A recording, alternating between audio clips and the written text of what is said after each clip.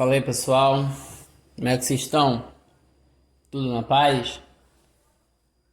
Preste atenção, vamos falar um pouquinho sobre a teoria da evolução, certo?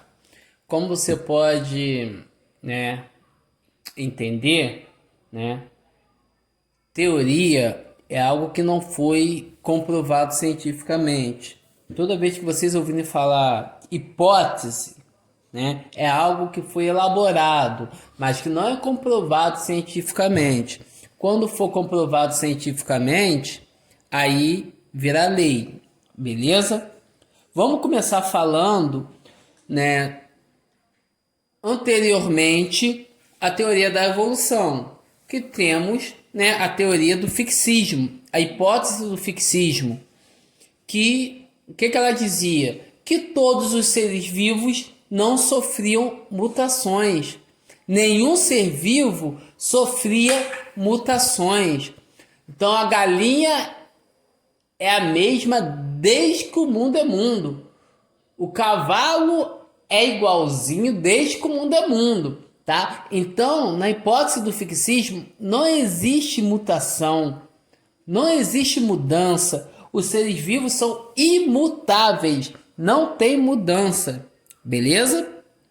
Só que lá no século XIX teve um cara que, rapaz, esse negócio não é bem assim não. Lamarck, ele questionou o fixismo. Ele achou, rapaz, existem alguns seres vivos que são parecidos com outros. Existem alguns fósseis que são parecidos com os atuais.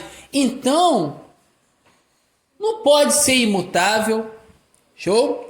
Aí se iniciou a teoria da evolução. Lamarck foi o cara, que começou, a teoria da evolução. Só que Lamarck, basicamente, ele tinha duas ideias, formulou duas leis para a teoria dele. A primeira lei é do uso e desuso. Então, o que ele falava? Se você usa um órgão, uma parte do seu corpo, esse órgão vai se desenvolver. Se você não usa esse órgão ou a parte do seu corpo, ele vai atrofiar até desaparecer. Show de bola? Então, Rodrigo, mas isso está certo? Em parte sim, em parte não. Por exemplo, se você for utilizar o seu músculo na academia, o seu bíceps, seu braço vai ficar grandão. Então, quanto mais você usa o bíceps, mais desenvolvido ele fica. Show de bola! Quando você nasce, abre os olhinhos, abre os olhos, você vê o mundo em sua volta. Então, desde que você nasce, você utiliza a sua visão, seu olho, certo? Seus olhos. Então, o que acontece? Com o tempo, sua visão fica melhor? Eu acho que não, Fica pior. Então, essa lei do uso e do desuso é meio complicado para Lamarck. Só que ele tem uma segunda, que é a lei dos caracteres adquiridos. O que o cara falava? Se você adquirir algo na vida, você passa para o seu descendente, para o seu filho. Certo? Então, qualquer característica que você adquire ao longo da sua vida, você vai passar para o seu filho. Então, se você é inteligente, seu filho vai nascer inteligente pra caramba. Se você é um ótimo médico, seu filho vai ser um ótimo médico também. Se você perdeu suas pernas, seu filho vai nascer sem as pernas. A gente só consegue passar para o nosso descendente o que está no nosso DNA. Então, essas leis de Lamarck não estão totalmente corretas, ou está muito errada. Só que, Lamarck é um burro. Claro que não. Ele iniciou uma teoria. Então, através deles, vieram outros evolucionistas, e melhoraram a teoria. Aqui, na página 271, certo? Tá falando das girafas, né? Como que Lamarck explicava por que a girafa tem um pescoço grandão? Ele falava o quê? Que as girafas foram comendo as folhas baixinhas, as folhas baixinhas foram acabando e ela foi comendo as que estavam mais altas, esticando o pescoço. E o pescoço foi esticando. Aí tiveram o filhinho já vieram com o pescoço mais ou menos grande. Aí a alta acabou, tá lá no alto. Foi esticando o pescoço, e os pescoços foram aumentando e passando para os descendentes, aumentando, passando para o descendente, aumentando, e ficou com esse pescoção aí, certo? Pô, Rodrigo, isso daí tá certo? Não, porque não tem como um ser vivo passar para os seus descendentes o que adquire ao longo da vida. Os seus filhos só vão nascer com o que você tem no seu DNA, nos seus genes. Show? Lá no núcleo da célula. O experimento de Weizmann, né, foi para tentar derrubar a questão das leis de Lamarck. Então o cara pegou lá, né, um camundongo, um ratinho, cortou o rabo do ratinho e fez ele se reproduzir durante 20 gerações, né? Se a lei de Lamarck estava certo, se o ratinho perdeu o rabo durante a vida, ele ia transmitir isso para o filho, certo? E todos os descendentes desse ratinho que o rabo foi cortado nasceram com rabo, né? Então, isso, né, é uma prova de que, né, a questão das leis de Lamarck estavam erradas. Aí vamos agora falar um pouquinho do segundo evolucionista, que é o Darwin. O Darwin... Vamos falar agora do segundo evolucionista, né? Primeiro veio o Lamarck, agora é o Darwin, né?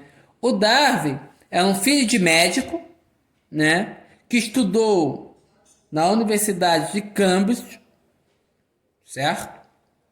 E estudou a natureza, né? Naquela época era a ciência da natureza. E ele viajou por vários continentes, né, a bordo do navio Bingo. Show? Passou até aqui por Tanguá, passou por Itaboraí, passou por Rio Bonito, certo? Mas o ponto principal dessa viagem foi a Ilha de Galápagos, certo? Aonde ele conseguiu, né, estudar uma espécie de pássaro que é chamado de tentilhão. E ele percebeu que naquela ilha existia vários tipos de tentilhões. E em cada ilha existia uma espécie. E ele observou que o bico de cada pássaro estava diretamente relacionado com o alimento de cada ilha. Então, por exemplo, se numa ilha tinha muita fruta, naquela ilha ali tinha um pássaro com um bico especializado, né, em se alimentar de fruta. Se na outra ilha tinha muita semente, naquela ilha ali tinha tentilhões com um bico especializado em semente. Então, o que isso quer dizer? Que há muito tempo atrás, uma espécie de tentilhão foi, né, para o arquipélago, e devido a mutações sofridas pelos tentilhões, eles foram se adaptando a cada ilha, a cada ambiente. Não adianta um tentilhão com um bico especializado para fruta viver, tá, num ambiente onde tem muita semente. Ele vai morrer de fome. Não é o animal que escolhe aonde vive, é o ambiente que escolhe o animal, certo? Então, por exemplo, é a mesma coisa se o urso polar, tivesse de saco cheio, né, do Polo Norte. Não vou vir mais aqui não, esse negócio tudo branco. Não quero ficar mais aqui não. Vou pro deserto. O que vai acontecer com o urso polar no deserto? Exatamente. Ou ele se adapta, muda, né, as características, né, do corpo dele através de mutação, que é basicamente impossível, né? Ou ele vai morrer. Ou se adapta ou morre. Certo? Então, toda a característica do urso polar, né, é feita para viver em ambiente frio. Todo branco, o pelo dele é branco para se camuflar, conseguir caçar. A pata dele é grossa para se movimentar na neve. Então, se ele vai para um ambiente quente, ele vai ser prejudicado. Por quê? Porque toda a característica do corpo dele é para viver em ambiente frio. Isso é chamado de seleção natural. É a principal ideia de Darwin. Seleção natural. A mutação vai moldando o indivíduo. Vou dar um exemplo. Tem lá a bactéria. O ser humano vem, né, produzindo vários tipos de antibióticos. Antibióticos é o remédio que mata a bactéria. E a bactéria sofre mutação e melhora. Fica mais difícil de matar. Vem o ser humano, cria um novo antibiótico. Mata. Mata todas? Não. Ela cria, vai sofrendo mutações, como existe bactérias extremamente resistentes a vários tipos de antibiótico. Certo? Então, o ambiente, ela vai moldando o ser vivo até ele estar totalmente adaptado àquele ambiente. Beleza?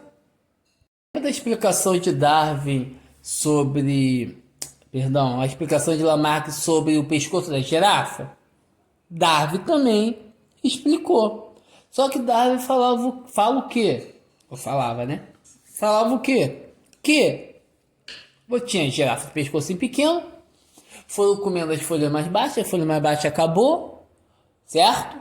E, né, ficaram as folhas medianas, de altura. Algumas girafas sofreram mutação, o pescocinho ficou melhor, facilitou ela a comer a folha mais alta. A girafa de folha mais baixa, de pescoço baixo, né, curto, perdão, morreram. Então ficou a girafa de pescoço médio. Comeu a folhinha toda mediana ali da altura. Só tinha folha em local alto.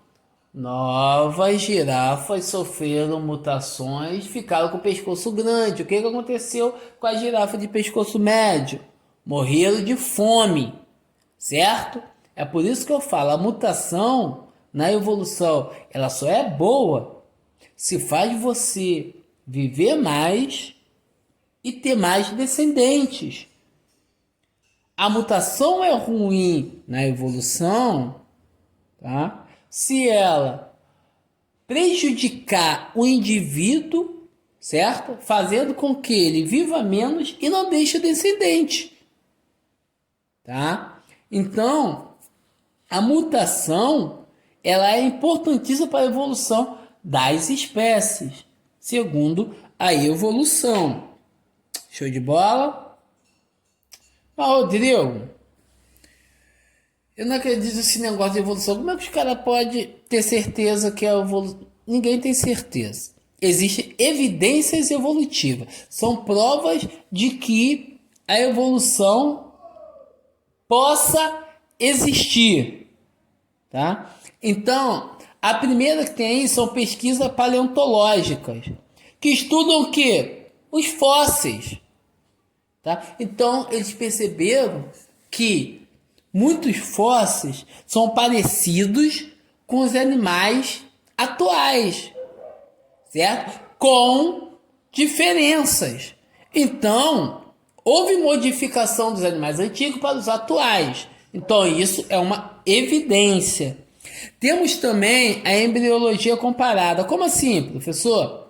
Olha aqui, ó, nós temos mamíferos, aves, répteis, anfíbios e peixes. Olha aqui as primeiras semanas, né, de gestação, de desenvolvimento embrionário do embrião. Eles são eles são muito parecidos, muito, extremamente. Mas ao longo do desenvolvimento, o corpo vai sofrendo diferenciações. Mas no início, tanto o mamífero, quanto a ave, quanto o réptil, quanto o anfíbio, quanto o peixe, eles são extremamente parecidos. Aí temos aqui outra prova, que é a anatomia comparada. Existem dois tipos, preste atenção nisso que isso é importante, hein? Temos a analogia e temos a homologia. Analogia, preste atenção, preste atenção. Origem diferentes e mesma função. Como assim? Eu tenho a asa de uma ave, a asa de um inseto. Esses animais, eles são próximos? São parentes evolutivos? Claro que não. Temos lá a ave numa linha evolutiva, o inseto em outra linha evolutiva. Só que ele tem um órgão que apresenta as mesmas funções. A mesma função. Isso é chamado de analogia.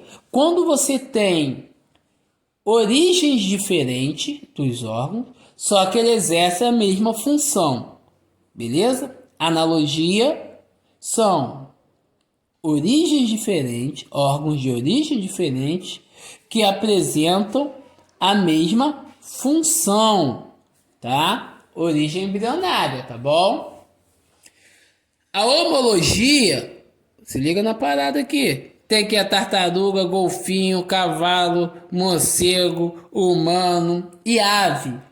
Nós temos todos, né, da mesma origem embrionária, só com funções diferentes, tá? Então a pata da tartaruga, nadadeira do golfinho, pata do cavalo, asa do morcego, braço do ser humano tem a mesma origem, porque todos são mamíferos, vieram do mesmo ancestral comum, só que apresentam funções diferentes. Pode ser a mesma? Pode ser a mesma, porque eu tenho aqui, ó, ave e morcego, certo? Só que ave não é mamífero, tá? Mas é próximos, tá? São parentes evolutivos. Só que podem apresentar a mesma função ou não. Show de bola? Entendeu? Ó, analogia. Origem diferente, mesma função. Homologia. Mesma origem, funções diferentes ou não. Se liga nessa parada, hein? Temos aqui, por penúltimo, os órgãos vestigiais. Os órgãos vestigiais são aqueles que basicamente não tem função nenhuma no nosso corpo. Temos aqui, né, o apêndice, que está lá no nosso intestino grosso, lá no finalzinho ali, na junção, né, com o intestino delgado. Que antigamente, como o ser humano se alimentava principalmente de vegetais, tinha uma função importante. Hoje nós somos onívoros, se alimentamos de basicamente tudo, beleza? Então o apêndice, ele perdeu a sua função, tá? Dizem que mais para frente o ser humano também vai ficar sem sobrancelha, beleza? Que a sobrancelha também está perdendo sua função, principalmente porque a mulher arranca tudo e bota de rena. Mas voltando para a ciência, é porque antigamente o ser humano fazia tudo braçal, certo? Suava muito, então a sobrancelha perdia o suor de chegar à vista. Hoje é uma comodidade da peita, vocês estão aí sentadinho, certo? Alguém fez alguma atividade física hoje? Não. Fez alguma atividade física ontem? Não. Caçou alguma coisa hoje? Não. Só fica sentadinho no ar-condicionado, frente ao computador, frente à televisão, comodidade pura. Então, não transpira. Então não precisa de sobrancelha para impedir que o suor chegue até os olhos. Show de bola? O dedo mindinho também não serve para nada. Daqui a pouco vai desaparecer, hein? Isso são órgãos vestigiais. Mas para os herbívoros, o apêndice ele é extremamente importante, tá? Para digestão. O ser humano não é. Mas para os herbívoros, o apêndice é importantíssimo para a digestão. Então, órgãos vestigiais, falo que são órgãos que apresenta, né, no parente evolutivo, que é muito importante, só que no outro, basicamente, ele perde sua função. Tá legal? E o últimozinho, pra gente acabar, graças a Deus, Deus é Pai, vamos terminar essa parada, são as evidências moleculares. Nosso corpo é formado por água, proteína, DNA, RNA, lipídios, que é gorduras. Como que é formado o corpo do macaco? Água, proteína, DNA, RNA. E do cão? Água, proteína, DNA. E da lampreia? Água, proteína. E do mosquito? Água, proteína. Então, basicamente, todos os seres vivos são compostos pelas mesmas moléculas. Então, isso é uma evidência evolutiva, certo? Que todos os seres vivos vieram de um único animal, porque ele apresenta requisitos de moléculas, né, que estão presentes em todos os seres vivos. Show de bola? Aí se liga na parada. Fazer o exercício da página 278, 279 e 280, beleza? Esse mapa conceitual lindo e maravilhoso. Façam aí. Fico na paz. Show.